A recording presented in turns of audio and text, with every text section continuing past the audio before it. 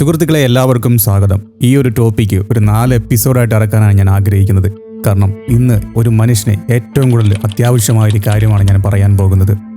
ഇപ്പോൾ ഈ നിമിഷം നമ്മുടെ സമൂഹത്തിൽ എന്തോ സംഭവിച്ചുകൊണ്ടിരിക്കുകയാണ്.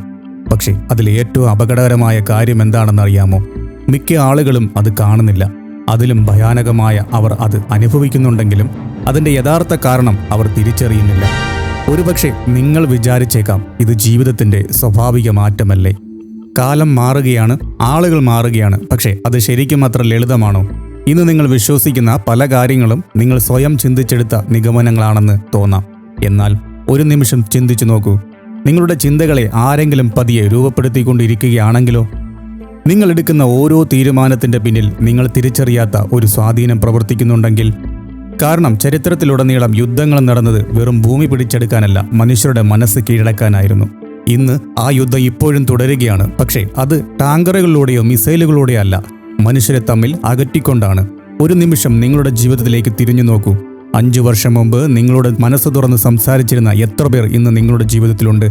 ഒരിക്കൽ ദിവസവും സംസാരിച്ചിരുന്ന സുഹൃത്തുക്കൾ, രാത്രി വൈകിയും അവസാനിക്കാത്ത സംഭാഷണങ്ങൾ, വ്യത്യസ്ത അഭിപ്രായങ്ങൾ ഉണ്ടായിരുന്നുവെങ്കിലും ബന്ധം തകരാത്ത കുടുംബങ്ങൾ.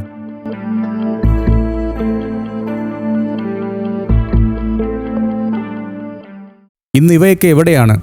ഇന്ന് ആളുകൾ പരസ്പരം കാണുന്നുണ്ട്, മെസ്സേജ് അയക്കുന്നുണ്ട്, സോഷ്യൽ മീഡിയയിൽ ലൈക്ക് ചെയ്യുന്നുണ്ട്. പക്ഷേ യഥാർത്ഥത്തിൽ അവർ ഒരുമിച്ചുണ്ടോ?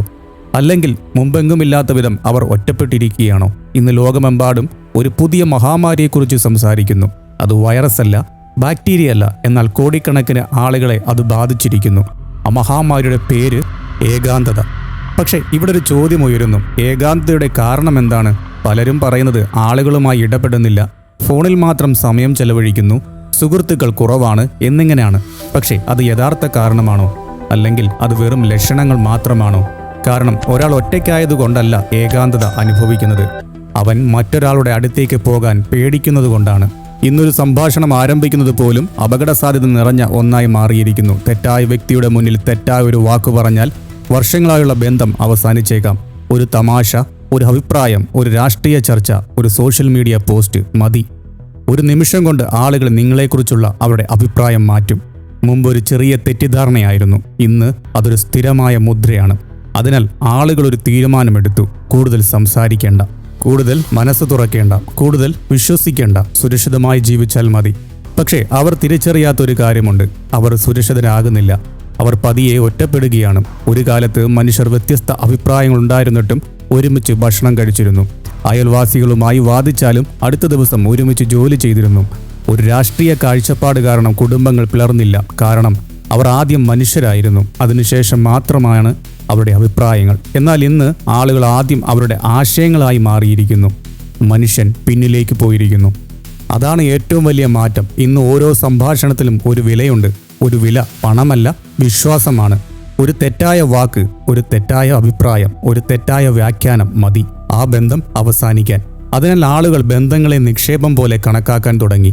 അപകട സാധ്യത കുറവുള്ള ബന്ധങ്ങൾ മാത്രം നിലനിർത്തുന്നു, മറ്റെല്ലാം പതിയെ ഇല്ലാതാക്കുന്നു. പക്ഷേ ഇവിടെയാണ് ഏറ്റവും ഭയപ്പെടുത്തുന്ന ചോദ്യം ആരംഭിക്കുന്നത്. ഈ മാറ്റത്തിൽ നിന്നും യഥാർത്ഥത്തിൽ പ്രയോജനം നേടുന്നത് ആര്? കാരണം ഒറ്റയ്ക്കായ ഒരാളെ സ്വാധീനിക്കുക എളുപ്പമാണ്. പക്ഷേ സത്യസന്ധമായി സംസാരിക്കുന്ന 3 അടുത്തുള്ള സുഹൃത്തുക്കളുള്ള ഒരാളെ നിയന്ത്രിക്കുക അത്ര എളുപ്പമല്ല. അതുകൊണ്ടാണ് ചരിത്രത്തിലെ എല്ലാ ഏകാധിപത്യ ഭരണകൂടങ്ങളും ആദ്യം ചെയ്തത് ജനങ്ങളെ പരസ്പരം സംശയിക്കാൻ പഠിപ്പിക്കുകയായിരുന്നു. വിശ്വാസം തകർന്നാൽ സമൂഹം തകരും, സമൂഹം തകർന്നാൽ മനുഷ്യൻ ഒറ്റപ്പെടും, ഒറ്റപ്പെട്ട മനുഷ്യൻ ആരെങ്കിലും പറയുന്ന കഥ വിശ്വസിക്കാൻ തുടങ്ങും. പക്ഷേ ഇത് യാദൃച്ഛികമായി സംഭവിച്ചതാണോ? അല്ലെങ്കിൽ നമ്മൾ കാണാതെ പോകുന്ന ഒരു വലിയ സംവിധാനത്തിൻ്റെ ഭാഗമാണോ? അടുത്ത ഭാഗത്തിൽ നമ്മുടെ സംഭാഷണങ്ങൾ എങ്ങനെയാണ് വില കൂടിയതായത്? എന്തുകൊണ്ടാണ് ഇന്ന് ആളുകൾ സത്യസന്ധമായി സംഭാഷണത്തെക്കാൾ നിശബ്ദത തിരഞ്ഞെടുക്കുന്നത്?